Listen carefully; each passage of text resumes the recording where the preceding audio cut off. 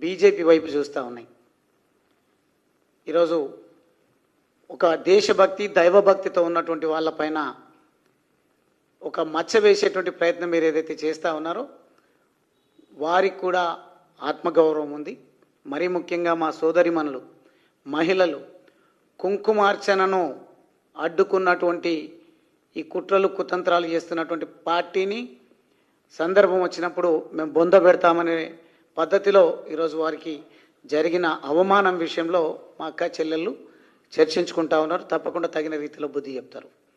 నాకు తెలుసు అక్కడ మీరు అభ్యర్థిని నియమించేటువంటి విషయంలో కూడా స్ట్రాటజీ ప్లే చేస్తున్నారు.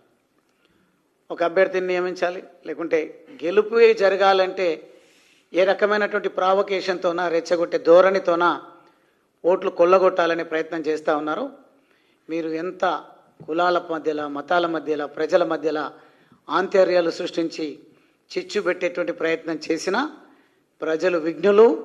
గత 18-20 నెలలుగా మీరు పాలనను గమనిస్తూ ఉన్నారు. మీ అసమర్థతను పూర్తి స్థాయిలో అర్థం చేసుకున్నారు కాబట్టి మిమ్మల్ని వదిలిపెట్టరు. ఓటుతోనే బుద్ధి చెప్పేటువంటి రోజులు దగ్గరలోనే ఉన్నాయి. రేవంత్ రెడ్డి గారు దయచేసి ఈ అక్రమ అరెస్టులను ఆపాలి. మేము ఈరోజు తీవ్రంగా ఖండిస్తూ ఉన్నాం. ఒక చదువుకున్నటువంటి దేశభక్తి కలిగినటువంటి మా పార్టీ ప్రెసిడెంట్ రామచంద్రరావు గారిని ఈరోజు హర్ ఘర్ తిరంగా జాతీయ జెండాను సమాజం లోపలికి విస్తృతంగా తీసుకెళ్ళాలి, దేశాన్ని సంఘటితంగా ఉంచాలనే ప్రయత్నం చేస్తూ ఉంటే మీరు విచ్ఛిన్నం చేసి కుట్రలు చేస్తూ ఉన్నారు. ఎట్టి పరిస్థితుల్లో మీ అరాచకాలను అంతమొందిస్తాం.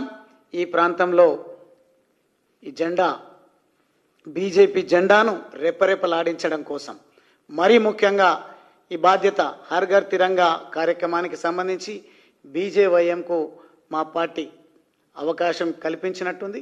యువ మిత్రులను నేను ఆ చేతులు జోడించి కోరుతా ఉన్నా.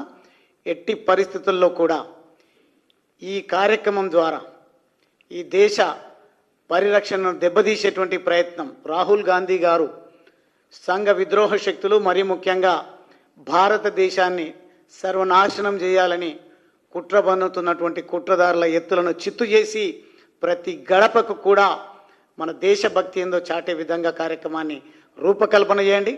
అది తప్పకుండా వారు అడ్డుకోవడం ద్వారా జూబ్లీహిల్స్లో గెలుపొందాలనే ప్రయత్నం ఏదైతే చేస్తూ ఉన్నారో రాష్ట్ర వ్యాప్తంగా మన భక్తిని మన సంస్కృతిని చాటేటువంటి కార్యక్రమం ఏదైతే మనం తీసుకున్నామో ఆ కార్యక్రమం ద్వారా ప్రతి ఒక్కరు కూడా సైనికులుగా వచ్చి ఒక్కొక్క ఓటుకు ఒక్కొక్కరు బాధ్యత తీసుకొని జూబ్లీహిల్స్ ఉప ఎన్నికల్లో ఎప్పుడు ఎన్నికలు వచ్చినా మన కమలం గుర్తును వికసించే విధంగా మనం ప్రయత్నం చేయాలని ఈ సందర్భంగా కోరుకుంటూ నేను సెలవు తీసుకుంటా ఉన్నాను.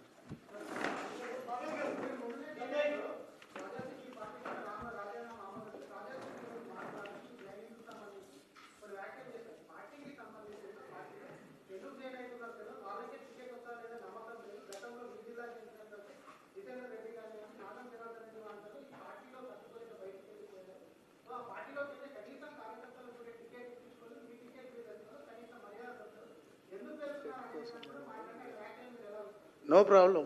నాకు తెలిసి రాజా సింగ్ గారు నా గురించి అట్లా మాట్లాడతారని అనుకోను. వ్యక్తిగతంగా నేను ఎమ్మెల్యేగా 2 సార్లు ఉన్నప్పుడు వారు కూడా అసెంబ్లీలో ఉన్నారు. ఎందుకు మాట్లాడినరో తెలియదు, లేకుంటే ఒక స్ట్రాటజీ వారు కూడా, ఎందుకంటే బీజేపీ పార్టీ అంటే వారికి కూడా గౌరవం ఉంటుంది. నిజంగా ఫీడ్బ్యాక్ తీసుకోవడం కోసమే అయ్యి ఉండొచ్చు అని అనుకుంటున్నా.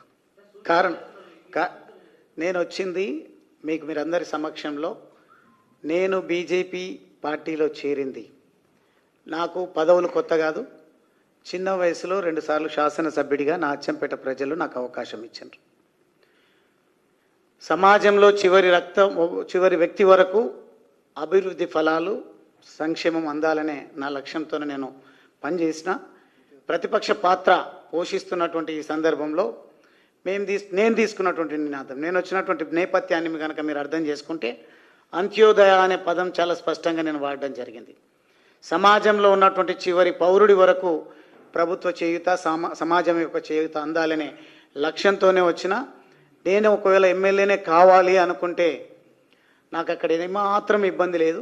అందుకే నా రాజీనామా లెటర్లో కానీ పలు సందర్భాల్లో నేను గతంలో ఏ పార్టీలో అయితే పనిచేయడం జరిగిందో ఆ పార్టీ పెద్దలకు ధన్యవాదాలు తెలియజేసిన, ఆ పార్టీ సిద్ధాంతాలతో పనిచేసి నచ్చినప్పుడు ఇప్పుడు నాకు తెలిసి నేను ఇంకా అచ్చంపేటలో అడుగు పెట్టలేదు.